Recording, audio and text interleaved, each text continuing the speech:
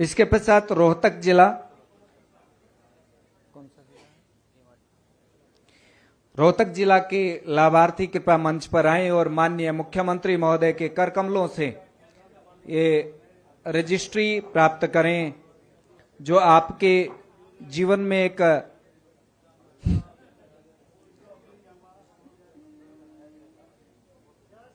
ऐसे अविस्मरणीय पल जो कभी भी हमें भूल नहीं पाएंगे, सदैव हमारी स्मृतियों में बना रहेगा, यादों में बना रहेगा। और ये यादें फोटो के माध्यम से हम सजो कर रखेंगे। विभाग आप तक ये फोटो उपलब्ध करवाएगा, जिसे आने वाली पीढ़ियां भी ये ध्यान देंगी किस प्रकार से माननीय मुख्यमंत्री महोदय के सुफल नेतृत्व में हमें ये रजिस्ट्रियां प्राप्त हुई। रोहतक के पश्चात सिरसा जिला मंच पर लाभार्थी माननीय मुख्यमंत्री महोदय के कर कमलों से रजिस्ट्री प्राप्त कर रहे हैं। सभी रजिस्ट्री को सामने की ओर खोलकर रखेंगे तो बहुत ही सुंदर छायाचित्र आपका रहेगा। सिरसा के पश्चात सोनीपत जिला, सोनीपत जिला और उसके पश्चात यमुनानगर।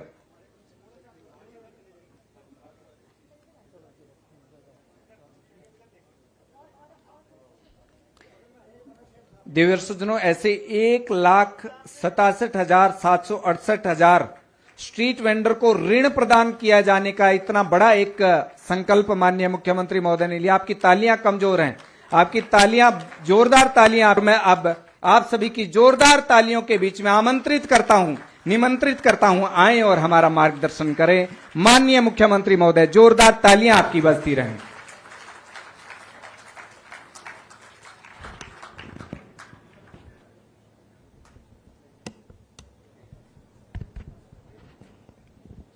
आज हम सब के लिए ये बहुत ही गौरव का क्षण है कि हमारे शहरी स्थानीय निकाय विभाग के द्वारा मुख्यमंत्री शहरी स्वामित्व योजना के तहत आज कन्वेंस डीड उसका वितरण किया जा रहा है। आज इस अवसर पर हमारे पंचकुला के मेयर कुलभूषण गोयल जी, हमारे स्थानीय शहरी निकाय के आयुक्त एवं सचिव विकास गुप्ता जी, महानिदेशक पंकज जी आईएएस, नगर निगम पंचकुला के हमारे आयुक्त श्रीमती अपराजिता जी आईएएस, उपस्थित सभी महानुभाव, आप सबको माता मनसा देवी की इस पवित्र भूमि पर शिवालिक की इस पहाड़ियों में अभी हमारे मेयर साहब ने भी जिक्र किया है कि जहाँ से 5 कुल्ले निकलती हों, उस पवित्र भूमि पर आप सबका स्वागत है। आप सबको दोनों हाथ जोड़ करके मैं राम राम करता हूँ।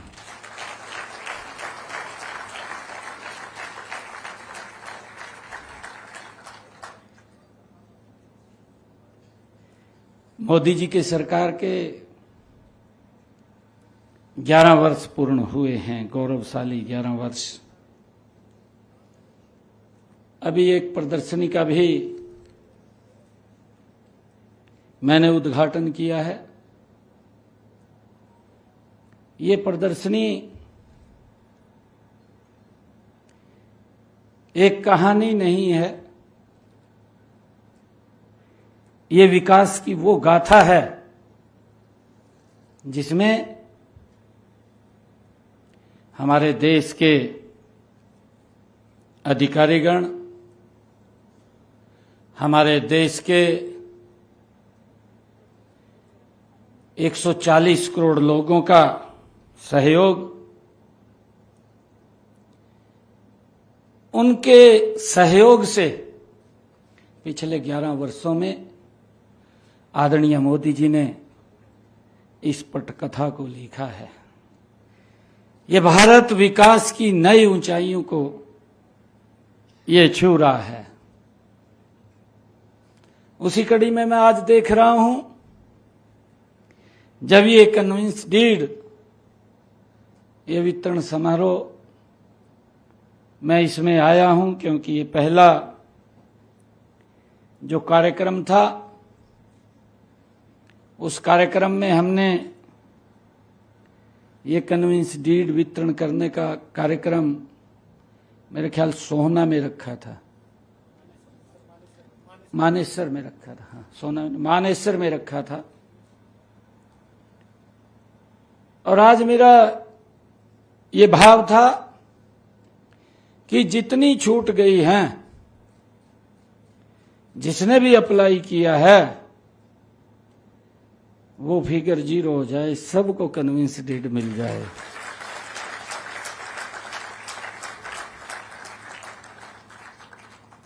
जब पिछले दिनों मैं विभाग के इस रिव्यू कर रहा था, तब मैंने कहा कि एक भी छूटनी नहीं चाहिए, मैं स्वयं ही मखा वितरण करने के लिए आऊंगा। और मुझे खुशी है कि लगभग ये सभी फिगर 0 हो जाएगी, कोई बचेगी नहीं। मैं आज आपके चेहरे पर जो चमक देख रहा हूं, जो आत्मविश्वास की झलक देख रहा हूं, वही हमारी सरकार की सबसे बड़ी पूंजी है।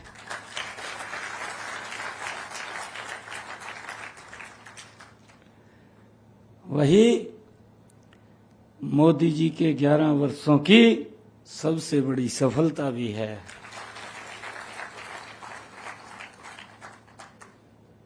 इन 11 वर्षों के अंदर अगर हम देखें,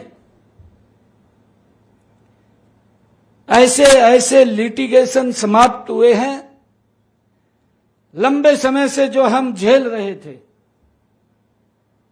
उससे पीड़ित थे। हमारे विकास गुप्ता जी ने भी उसका जिक्र किया। कई बार नोटिस लगा देते थे दुकान के ऊपर, कोर्ट में चक्कर काटते रहते थे। मैं धन्यवाद करना चाहूंगा आदरणीय मनोहर लाल जी का, जिन्होंने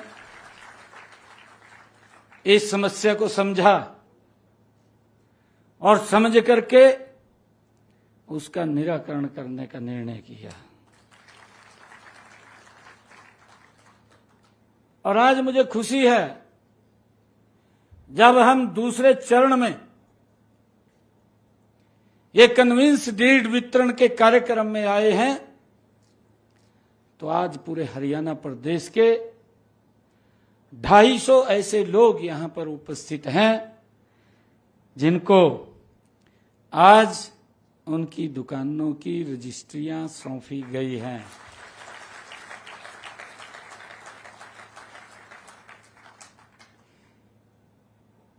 व्यक्ति के उत्साह और व्यक्ति के मनोबल में,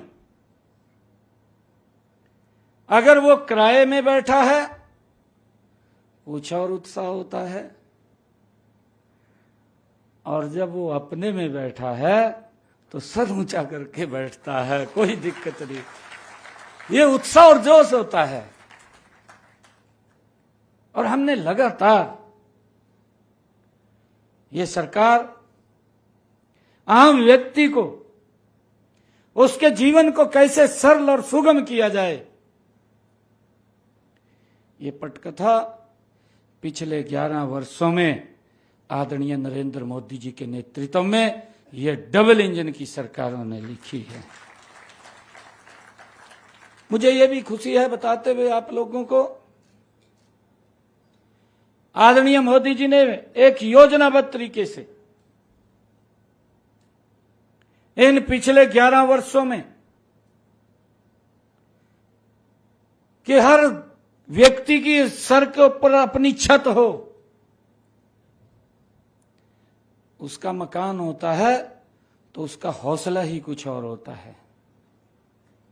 एक योजनाबद्ध तरीके से आदरणीय नरेंद्र मोदी जी ने देश के 4 करोड़ भाई और बहनों के सर के ऊपर छत देने का काम किया है। 4 करोड़। अभी ये पिछला बजट आया था, इस बजट को भी आदरणीय प्रधानमंत्री जी ने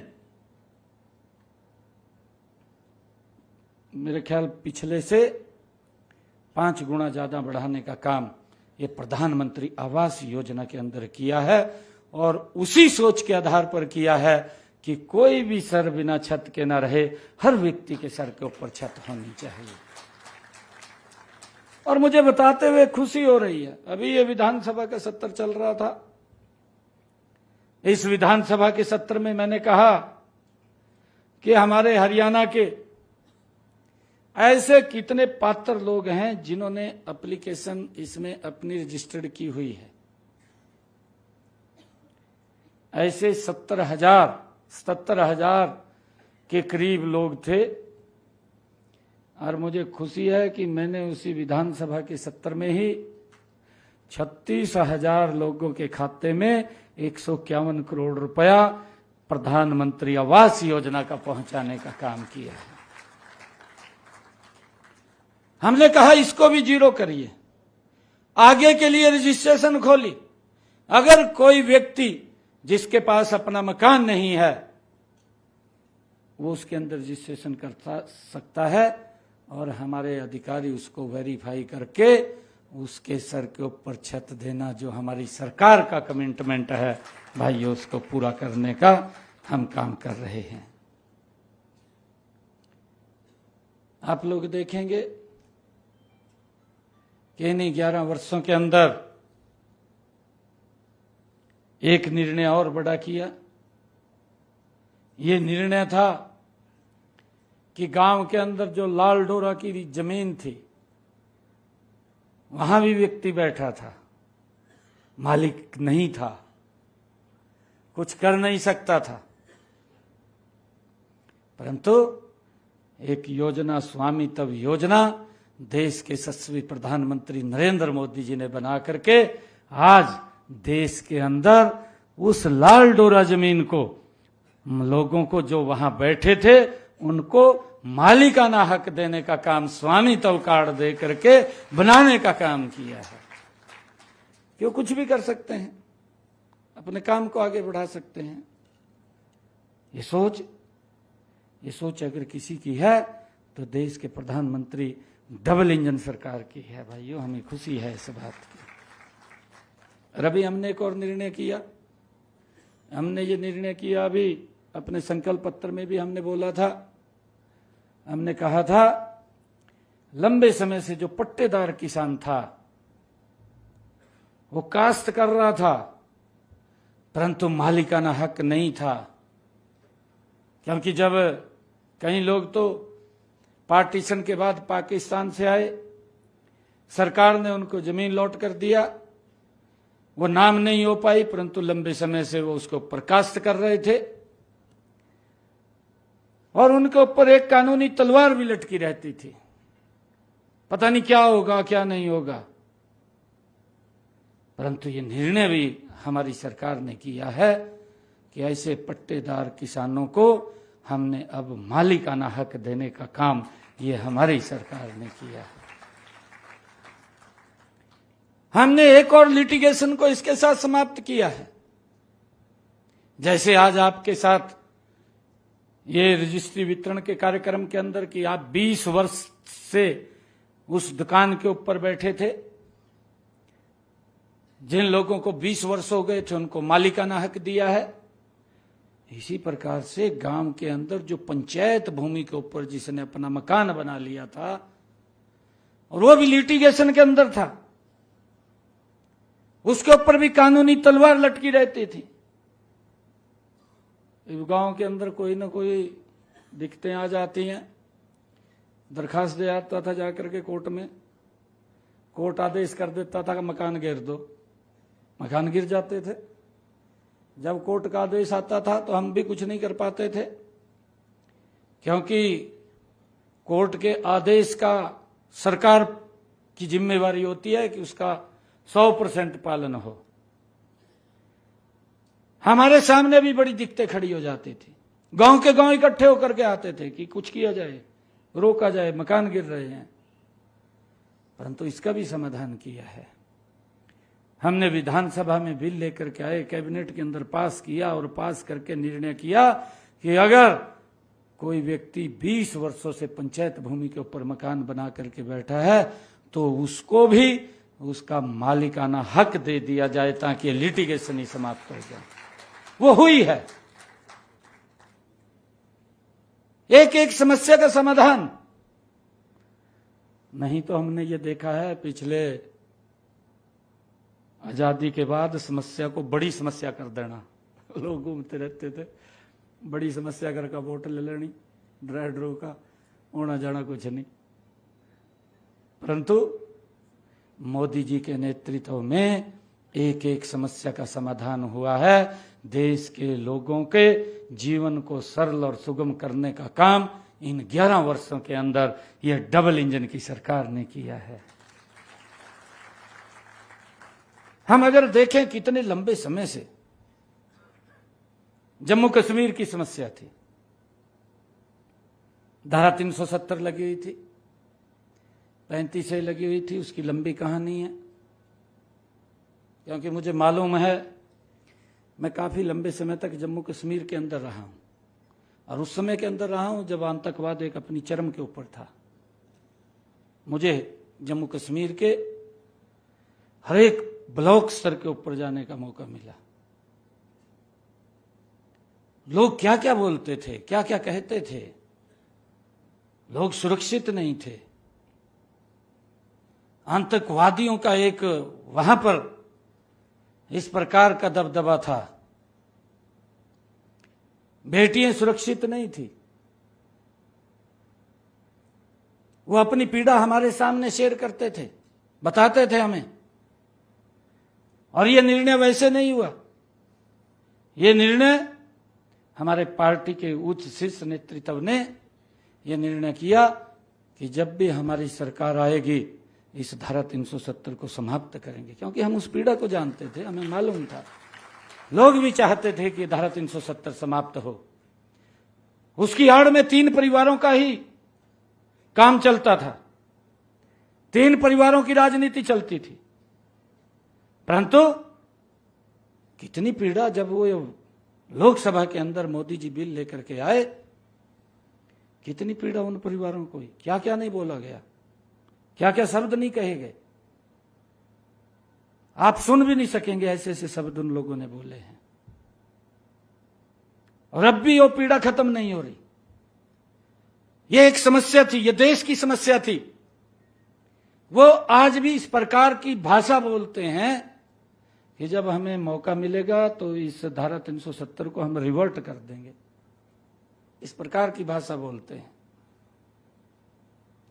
परंतु किस प्रकार से लोगों के साथ अन्याय होता था, अपनी आवाज भी नहीं उठा सकते थे। कश्मीर फाइल जो फिल्म आई है, यह कहानी नहीं है। वो कहानी नहीं है, अगर आप लोगों ने देखी होगी। वो सच्चाई है, और उस सच्चाई को वो लोग बर्दाश्त भी नहीं करते। उस धारा 370 को भी नरेंद्र मोदी जी ने जब कहा था कि हम समाप्त करेंगे, और उसको धराशायी कर दिया, समाप्त कर दिया। ये बड़ा निर्णय भी ये मोदी जी ने किया है।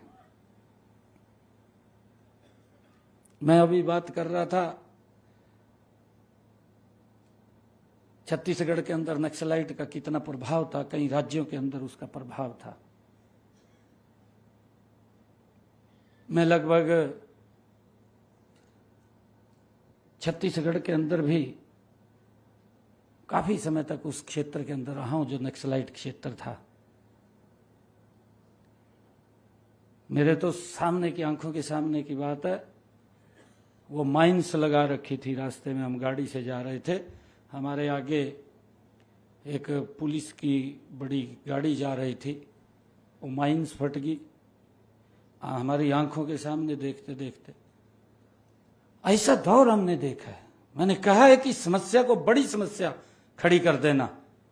आज मुझे गर्व है, आज मुझे खुशी भी है कि इन 11 वर्षों के अंदर जब एक मिशन मोड के अंदर काम होता है, आज वो नक्सलाइट वो उसको संकुचित करके मात्र थोड़े से क्षेत्र में रह गया, उस ग्राउंड को भी क्लियर करने का काम ये भारत मां का लाल नरेंद्र मोदी कर रहा है। लोग सर ऊंचा करके बिना भय के जिए, ये सरकार की सोच है और सरकार उसको लेकर के काम करती है। आज उन नक्सलाइट एरियो को भी आज आप देख रहे हैं, बहुत सारे नक्सलाइट्स तो अपने आप आ जाते हैं, कहा जी हम छोड़ रहे हैं सारा कुछ, उनको मुख्य धारा के अंदर लेकर के आ रहे हैं। नहीं तो ये लगातार बढ़ रहा था। कितने प्रदेश और जिले उससे प्रभावित थे, परंतु सरकार धीरे धीरे करके एक एक के ऊपर काबू पा रही है, उन समस्याओं का समाधान कर रही है। कितने और ऐसे काम किए हैं सरकार ने। 2014 से पहले मुझे याद है, माताओं को, बहनों को शाम को सूरज ढलने का इंतजार करते रहते थे, परंतु नहीं सोचा गया उस बारे में। अगर किसी ने सोचा है तो नरेंद्र मोदी जी ने सोचा है। आज मुझे खुशी है कि आज हर घर के अंदर शौचालय बना करके सबसे बड़ा सम्मान माताओं बहनों को देने का काम वो नरेंद्र मोदी जी ने किया। उनका सम्मान बढ़ाने का काम किया है, उनकी इज्जत को बढ़ाने का काम किया है। परंतु आज भी कुछ बोलते रहते हैं, नेता कहा कुछ नहीं कराया भाई भाई नहीं कुछ कराया, तो देख तो ले भी क्या हो रहा पता नहीं लगता उनको। आप सोचिए, 55 करोड़ लोग भारत के आजादी के बाद उनको बैंक में जाने का अधिकार नहीं था। आपको मालूम है, अगर किसी गरीब व्यक्ति को आवश्यकता पड़ जाती थी कि मैंने बैंक में खाता खुलवाना है, उसका खाता नहीं खुलता था। उसको बोला जाता था कि जिन लोगों के बैंक में खाते हैं साइन करा करके लेकर के आओ, और जो जिसका खाता हुआ था बैंक में जाने जो पता चल जाता भी भाई इसका खाता नहीं, और गरीब आदमी आयो, साइन नहीं करता था। अरे कितना अपमान होता था गरीब व्यक्ति का। आप सोचिए, उसका खाता नहीं खुलता था। 55 करोड़ लोग थे। मोदी जी ने आकर के जनधन योजना लेकर के आए और उन 55 करोड़ लोगों को सीधा बैंक के साथ जोड़ने का काम किया, और जितनी योजनाएं चल रही हैं उनको उस खाते के साथ अटैच कर दिया। खाली खाता नहीं खुला। उन्होंने तो उस टाइम उसका विरोध किया, ये भी पूछने का काम किया, कहा मोदी जी इन खातों में पैसा कौन डालेगा, का खलवाए तो दिए, ये बात कही गई। भाई आज मेरे पास फिगर तो है नहीं है, परंतु मैं उन लोगों को आज ये कहना चाहता हूं कि उन 55 करोड़ खातों को देख ले, कितने हजार करोड़ रुपया उनके अंदर जमा है, ये आपको पता चल जाएगा। आप देख लीजिए उसको, मेरे पास फिगर नहीं है अभी। किसी ने 1000 रुपया जमा किया, किसी ने 2000 किया, किसी ने 20,000 किया, किसी ने 50,000 किया। उन्होंने उसके अंदर छोटी बचत करके अपने पैसे को उन खातों में जमा किया, क्योंकि उसको अवसर मिला है। जब किसी को अवसर मिलता है तो उसके अंदर वो अपनी बचत को कंट्रोल करता है। ये सम्मान बड़ा है। आप ये देखिए, इन 11 वर्षों के अंदर आज तक इस प्रकार की कोई नीति योजना नहीं थी। 2014 से पहले की मैं कई बार बताता हूं, क्योंकि मैं जब नारायणगढ़ से विधायक था, मेरे ध्यान में है मेरे ख्याल से उसके बाद मनोहर लाल जी ने अपनी कैबिनेट में ले लिया मेरे को। मैं उनके साथ मंत्री के रूप में काम कर रहा था। मेरे हलके का एक व्यक्ति यहाँ पंचकुला आया, मेरे ध्यान में है, तो मेरे को कहने लगा, मंत्री जी कहा आपसे बात करनी है। मैं व्यस्त रहता हूं। मैंने कहा बताइए क्या बात है। कहा नहीं, मैं आपसे कोई बात करना चाहता हूं, शेयर करनी है बात। मैंने कहा बताइए क्या बात है। मेरे को उसने कहा, मंत्री जी कहा मैं पंचकुला कोई काम गया बस में, और बस में बैठ करके मैं जब पंचकुला यहाँ बस स्टैंड पे उतरा तो मेरे को दिक्कत हो गई। दिक्कत हुई, कहा मैं यहाँ सेक्टर 6 पंचकुला में डॉक्टर के पास आ गया। डॉक्टर के पास आया तो मैंने डॉक्टर को कहा कि मेरे को दिक्कत है। कहा, उसने चेक किया और चेक करके मेरे को कहने लगा, डॉक्टर भी आपको तो अभी एडमिट होना पड़ेगा। वो कहने लगा जी मैंने तो घर भी नहीं बताया।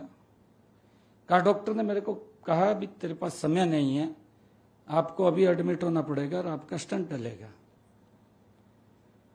वो कहा जी मैं एडमिट हो गया, मेरा स्टंट डाल दिया डॉक्टर ने। अगले दिन कहा मैंने घर पे फोन किया कि मैं तो यहाँ पंचकुला हॉस्पिटल में हूँ। परिवार के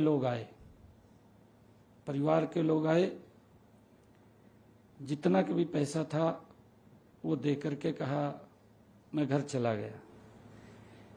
मेरे को कहने लगा, कहा जी मैं आपको ये बात कहने के लिए आया हूं। कहा 2014 से पहले ये स्थिति थी कि अगर किसी को ये पता चल जाता था कि मेरा स्टंट डलेगा तो डॉक्टर एक बात बोलता था कि पहले 3 लाख रुपए जमा करा तब आपका स्टंट डलेगा। परंतु आज मोदी जी के समय के अंदर मेरे को डॉक्टर ने ये नहीं कहा कि आप पैसा 3 लाख रुपए जमा करा, मेरे को ये कहा कि आप अपना स्टंट डलवा।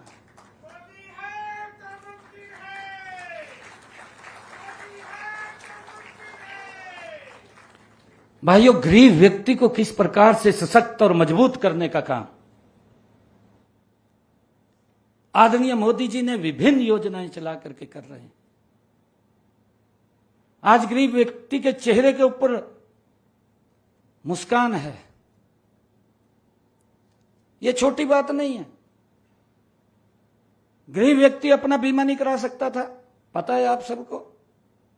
प्रधानमंत्री बीमा योजना 12 रुपए में दिया।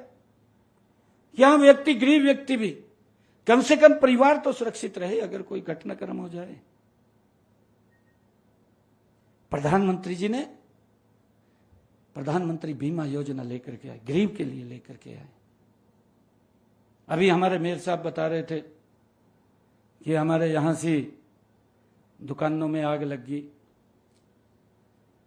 मनोहर लाल जी थे ना, मुझे ध्यान में है, जब मनोहर लाल जी यहां से देखने के लिए आए तभी वो घोषणा करके गए कि हम इनको नई बना करके देंगे। नई दुकानें बना करके दी, पूरा बाजार है, आप देखेंगे पंचकुला के अंदर जाकर के। गरीब व्यक्ति को कैसे सशक्त और मजबूत किया जाए। नहीं बोलने ने तो कुछ भी बोल दो, कहने ने तो कुछ भी कह दो, परंतु व्यक्ति जब काम करता है, काम नहीं करता जब वो इंप्लीमेंट होता है। जितनी खुशी आज आपको ये कन्वेंस डीड मिली है, इस कन्वेंस डीड की जितनी खुशी आपको है, आपके चेहरे पर जितनी मुस्कान है, उससे ज्यादा मुस्कान, उससे ज्यादा हमें हमारे दिल को वो सुकून मिला है कि आपका एक लिटिगेशन समाप्त हुआ है। आपको चक्कर काटने की अब कहीं जरूरत नहीं है। ये कागज का टुकड़ा नहीं है जो आज कन्वेंस डीड दिया, ये कागज का टुकड़ा नहीं है, ये आपके सपनों का एक भंडार है।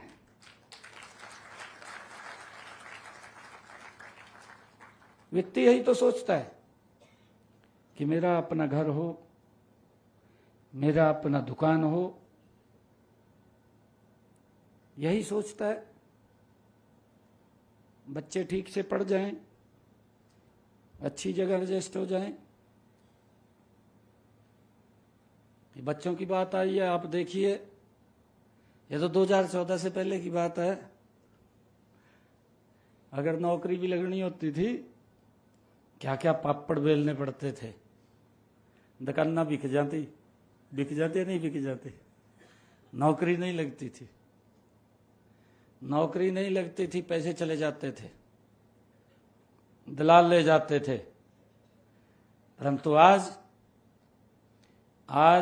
1,75,000 नौकरियां हरियाणा के अंदर बिना पर्ची बिना खर्ची के हरियाणा के युवाओं को दी हैं। मैं कल ही, मेरा एक कार्यक्रम था जटेला धाम। जब मैं जटेला धाम वहां कार्यक्रम में गया, वो माजरा, दुब्बलदन माजरा, उस गांव के अंदर कार्यक्रम था बड़ा। जब मैं वहां पर गया तो एक युवा मेरे पास आया और उसने, कल की बात है, मेरे को कहने लगा, मुख्यमंत्री जी, मेरे गांव के अंदर कहा बिना पर्ची बिना खर्ची के 45 बच्चे लगे हैं, 45 पहली बार लगे हैं। तो मैंने उसकी मंच पे चर्चा की, मैंने उसको पूछा, मैं कहा भाई 1 नवंबर 1966 से हरियाणा बना, लगभग 55, 58, 60 साल हरियाणा बनने के हो गए हैं, पहले कितने बच्चे लगे? कहा जी पहली बार है कि 45 बच्चे इन 10 वर्षों के 11 वर्षों के अंदर हमारे गांव से लगे हैं, बिना पर्ची बिना खर्ची के लगे हैं। मैंने मंच से एक शब्द बोला वहां पर, मैंने कहा कि मुझे जानकारी लगी है कि गांव के अंदर 45 बच्चे बिना पर्ची बिना खर्ची के लगे हैं। ये कहानी मखा माजरा दुब्बलदन की नहीं है, ये कहानी हरियाणा के 6,500 गांव की है। आप किसी भी गांव में जाकर के पूछेंगे, वहीं पर ही लोग ये कहेंगे कि पहली बार इतने बच्चे लगे हैं। सरकार गति से काम कर रही है। आज मैं आप सबको इस अवसर के ऊपर बहुत बहुत बधाई देता हूं, शुभकामनाएं देता हूं। यह कन्विंस डीड का जो सूर्य उदय हुआ है, मुझे पूरा विश्वास है कि इसकी रोशनी हरियाणा के हर पात्र घर आंगन तक पहुंचेगी, मुझे पूर्ण विश्वास है। यही हमारा प्रण है, यही हमारा प्रण है। आप सब आज इतनी संख्या में आए हैं, मैं आप सबको बहुत बहुत बधाई और शुभकामनाएं देता हूं। और मुझे खुशी है कि आप सब इतनी संख्या में यहां आशीर्वाद भी देने के लिए आए हैं। मैं पुनः नतमस्तक होकर के आप सबको प्रणाम करता हूं, दिल से धन्यवाद करता हूं। जय हिंद, जय हरियाणा। आप सबको बहुत बहुत बधाई, शुभकामनाएं।